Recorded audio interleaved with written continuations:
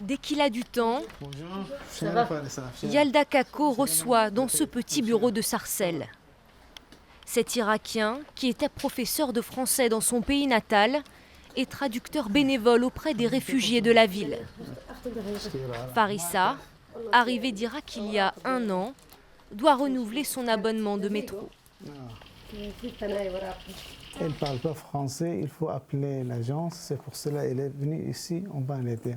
Le fils de Farissa, Marcel, 13 ans, ne parlait pas un mot de français en arrivant. Ses progrès sont spectaculaires, même s'il a encore des difficultés à s'exprimer. Oui, je comprends ce qu'il dit, mais je ne peux pas dire quelque chose. Pas beaucoup. Mais tu arrives à faire la traduction pour tes parents? Avant d'arriver à Sarcelles, Yalda vivait ici, à Karakosh, la plus grande ville chrétienne d'Irak, à une 30aine de kilomètres de Mossoul. Dans la nuit du 6 août 2014, il fuit la ville, prise par les hommes du groupe État islamique. Avec sa femme et ses 2 enfants, il décide de partir en France. Et le voici 2 semaines plus tard, lors de son arrivée à Paris. Ici, il échange quelques mots avec le ministre des Affaires étrangères d'alors, Laurent Fabius, et pose même avec lui pour une photo souvenir, entre soulagement d'avoir échappé à la mort et douleur du déracinement. J'ai vécu en Irak à peu près plus de 50 ans.